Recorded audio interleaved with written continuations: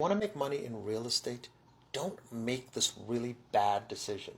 I see people all the time as a loan officer become investors before they become realtors. Investors have so much more risk than realtors and can lose money. In an example where an investor buys a $350,000 house, immediately they have to put 20% down, which is $70,000. So $70,000 of their cash is tied up. They then have to pay $5,000 to $10,000 in transaction fees just to purchase that house. Let's suppose that $350,000 house becomes worth $400,000 over 5 years.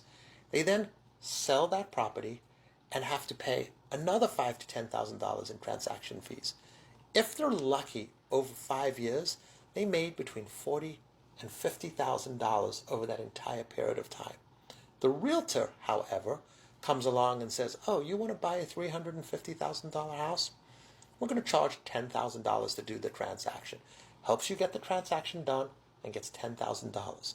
5 years later, that realtor comes along and says, oh, you want to sell this property for $400,000?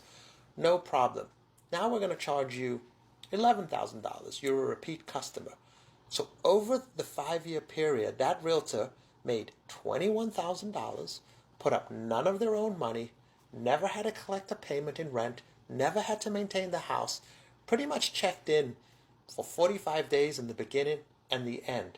The investor had to deal with that property for 5 years, and yeah, they made $50,000, but they had to do so much more work, and the realtor made about half the money that the investor made.